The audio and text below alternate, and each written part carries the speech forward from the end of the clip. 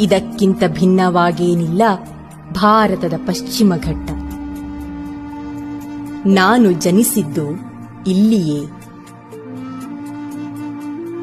ನಾನು ನನ್ನ ಮಕ್ಕಳನ್ನು ಸಲಹುತ್ತಿರುವುದು ಇಲ್ಲಿಯೇ.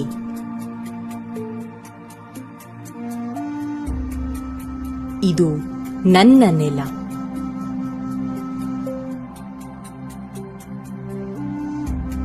ಇದು ನನ್ನ ಕಥೆ.